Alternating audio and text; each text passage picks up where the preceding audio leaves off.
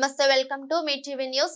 గృహ వాణిజ్య దుకాణాల పన్నులు బీఆర్ఎస్ ప్రభుత్వ హయాంలోనే పెంచడం జరిగిందని మున్సిపల్ చైర్మన్ మామిళ్ళ జ్యోతి, వైస్ చైర్మన్ నందల శ్రీనివాసులు పేర్కొన్నారు. కాంగ్రెస్ ప్రభుత్వంపై బురద చల్లడానికి మాజీ చైర్మన్ రవీందర్ గౌడ్ కుట్ర పన్నుతున్నారని వారు ఆగ్రహం వ్యక్తం చేశారు. మున్సిపల్ ప్రజలను తప్పుదోవ పట్టించేందుకు మాజీ చైర్మన్ చేస్తున్న ఆరోపణలు అవాస్తవమన్నారు.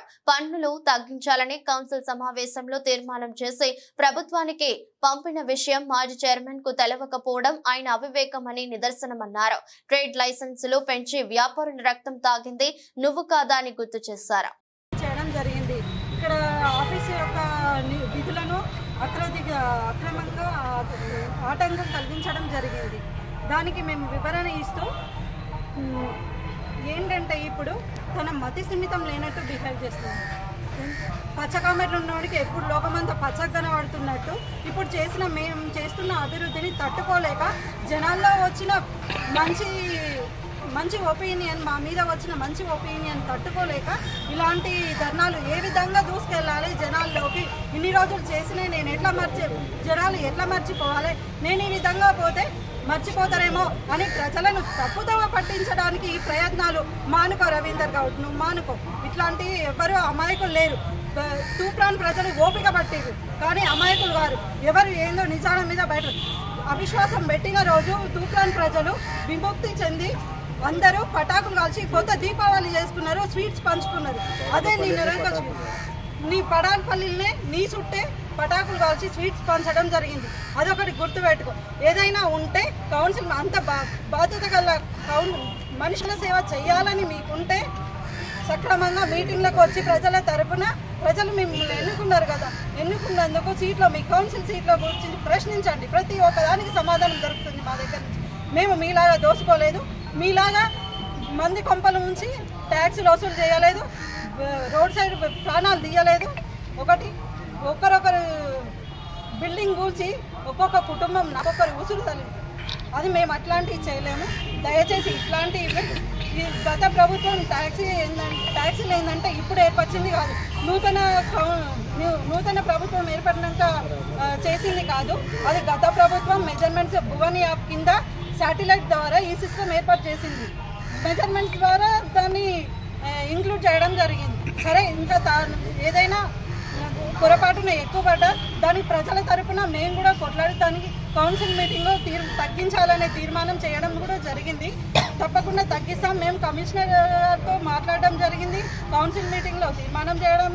అవన్నీ తెలియకుండా మీరు మీటింగ్ రావాలని మేము తీర్మానం చేసినాక ప్రజలను తప్పుతో పట్టించడానికి మీరు చేసిన ప్రయత్నాలన్నీ విఫలమవుతాయి. దయచేసి ఇట్లాంటి ప్రయత్నాలు మీరు మా రోజులు 22 సంవత్సరాల నుంచి మీరు ట్యాక్స్ కట్టలేదు.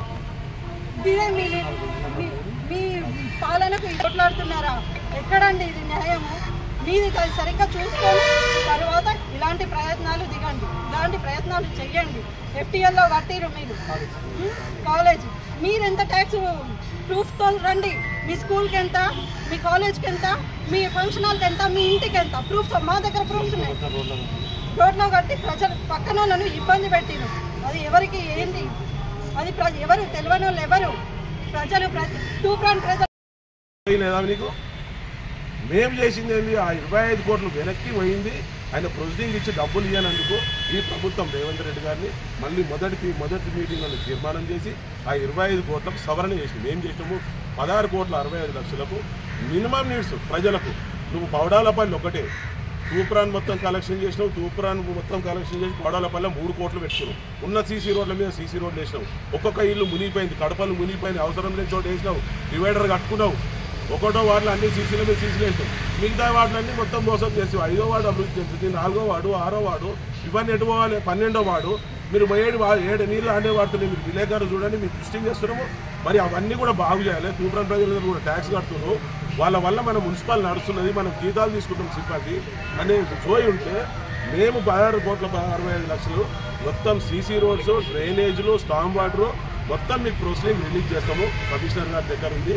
మేము నిజంగా ప్రజలకు అవసరం ఉన్నది మాత్రమే ఆయన కమిషన్లకు వచ్చేటి తీసేసి ప్రజలకు అవసరం ఉన్నది మేము రాయించాం. అది ప్రపోజల్ పంపించిన గవర్నమెంట్కి మేము అందరం గౌరవ చైర్మన్ గారు, కౌన్సిలర్లు మేము కలిసిపోయినాము. చైర్మన్గా మన సీఎం గారి దగ్గర నర్సారెడ్డి గారు ఇన్ఛార్జ్ గారు పట్టుకొని ఆయనకు దండం పెట్టి మన తూటాల అభివృద్ధి కోసము ఆ పైసలు మళ్ళీ నిధులు వాపసు ఈ గవర్నమెంట్ శాంక్షన్ చేయాలని వెంబడి పడి మేము చేస్తున్నాం. మళ్ళీ ఇదే క్రమంలో ఎస్డిఎఫ్ కింద మరి రవిశేఖర్ గారు ఉన్నారు, అందరు ఉన్నారు, కాంగ్రెస్ సీనియర్ నాయకులు, వాళ్ళందరూ కలిసి తూటానికి మళ్ళీ 1 కోట 2 కోట్ల